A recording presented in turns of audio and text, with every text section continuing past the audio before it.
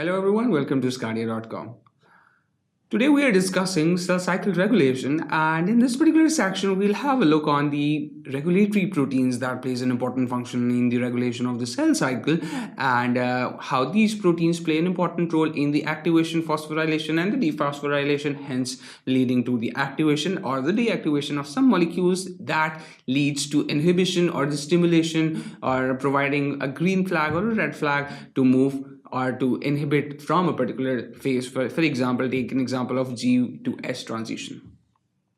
So we'll start off with the discussion of the protein kinases and the ubiquitin ligases in this particular case, when we are going to see their effects, and this will be followed by the discussion of the regulatory proteins that are specific for the regulation of genes, and this would be followed by an overview of a cycle of how the mitotic cyclin levels are being regulated. So we'll start off with the protein kinases and the protein phosphatases that basically modifies cyclin-dependent kinases, also known as CDKs. So what happens in this particular case, we'll start off with the CDK activating kinase, CAK. Of course, as the name indicates, it is going to cause the activation of the CDK, and activation would be done by the phosphorylation in the active sites of the CDK. This would be followed by the discussion of V1 kinase, and this particular enzyme plays a very important function in the phosphorylation of the inhibitory sites in the CDKs, and it is primarily involved in controlling the entry into mitosis. So what I mean by saying this is the activation of the V1 kinase would basically result in the phosphorylation of a particular portion. We are talking about the tyrosine residues at 61 position of this particular CDK, and what happens in this particular case, after it has been phosphorylated, it's being inhibited. CDK cannot perform its action. So in order for the CDK to perform its action, this inhibitory protein, this inhibitory phosphorylation on the tyrosine residue needs to be, of course, omitted, needs to be eliminated. And this particular elimination or removal of the phosphorylation at this particular step is done by the CDC25 phosphatase. As the name indicates, it is going to cause the removal of the inhibitory phosphatase from CDKs.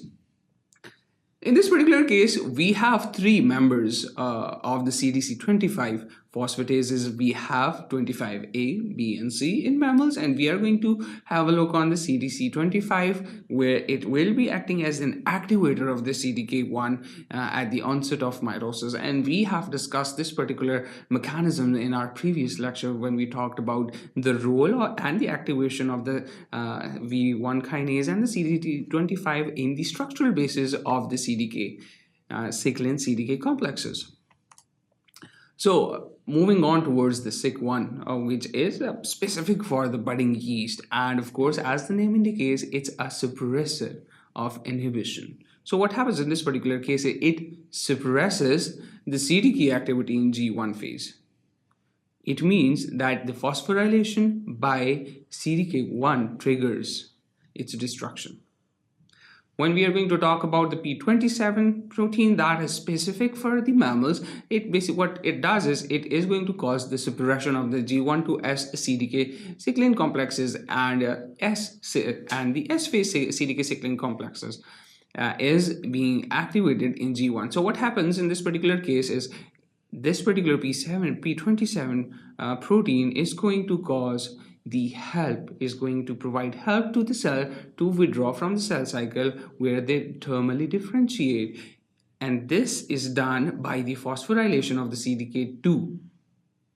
When the CDK2 is being phosphorylated, it is of course going to cause the trigger of the ubiquitinylation by the SCF, which is of course a ubiquitin ligase, and we are going to see its function in the coming slides as well.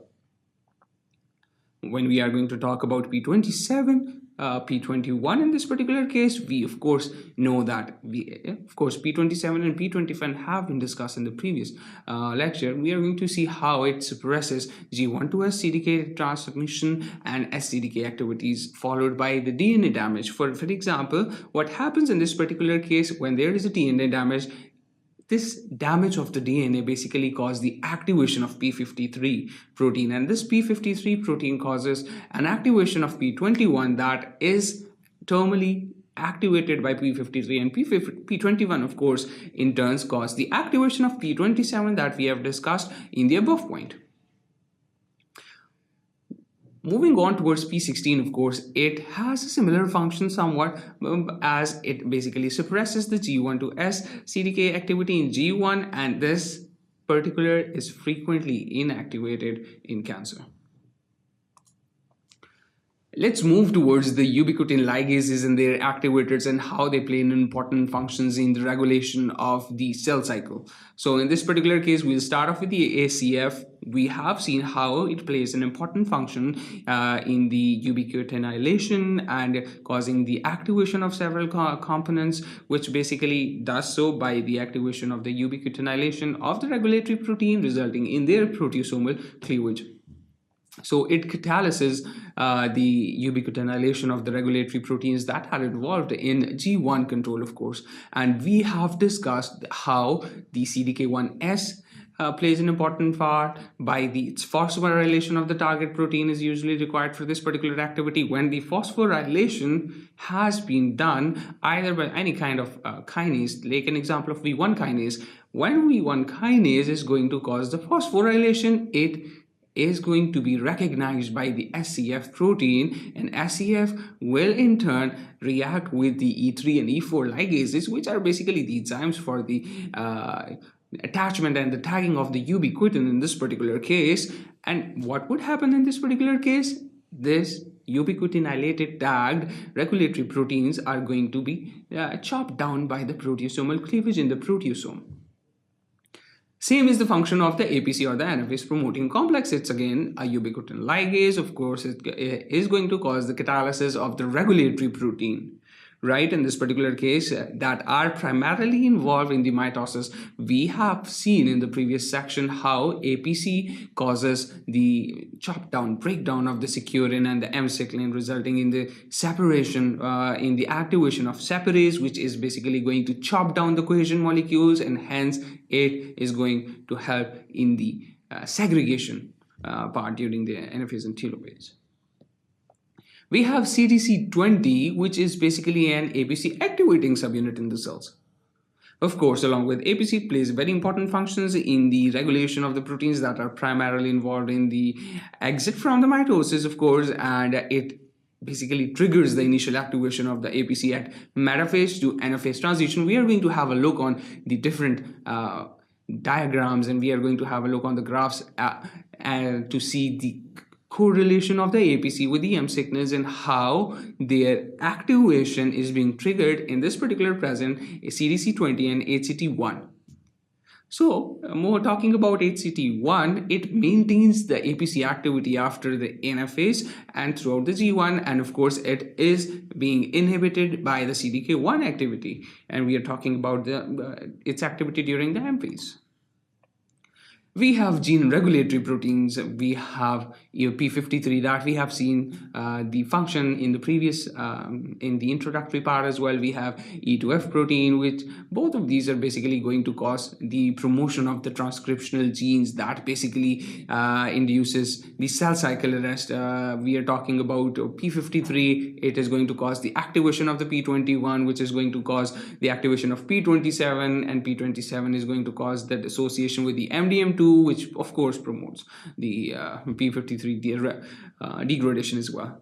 E2F on the other case, it basically causes the promotion of the transcriptional genes that are required for, of course, G1 to S phase transition progression. And in this particular case, we are talking about the genes that are encoded by the G1 cyclins and the S cyclins, and of course the genes and the proteins that are required for the DNA synthesis, and we are talking about S phase proteins.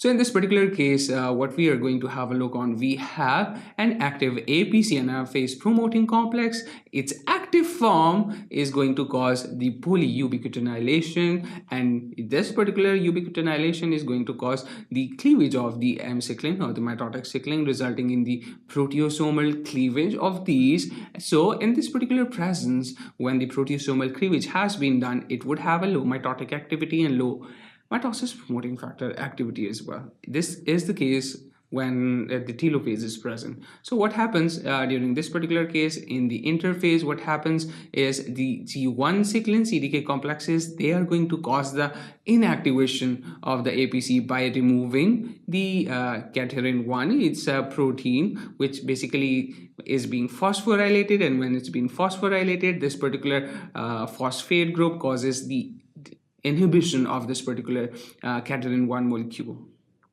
So what happens during the synthesis of mitotic cyclin, we are talking about the prophase. We have a particular molecule, CDC14, that we have discussed in the previous slide as well. What it does is it basically causes the chop down or the removal of this inhibitory phosphate on the CDH1 site, and hence it helps in the again binding of the inactive APC with the cadherin 1, resulting in the formation of mature form of the active APC. And this is the case, of course, when there is a metaphase and there is high mitotic cyclin and high MPF activity that has already been present. So when this particular activity during the metaphase is actively present, this is going to cause the stimulation of the activation of the APC, which of course is going to cause the ubiquitinylation and of course proteasomal cleavage, and this cycle would continue again and again. So in this particular section, we discussed with the regulatory proteins, and we started off with the protein kinases. We discussed the ubiquitin ligases, gene regulatory proteins, and this was followed by the regulation of mitotic cyclin levels, and how we saw the APC anaphase promoting complexes being activated with the help of CDC when the inhibitory phosphate molecules on the cadherin 1 is being removed. So that was all for this particular section. Thank you for watching. sqadia.com. I'll see you in the next section.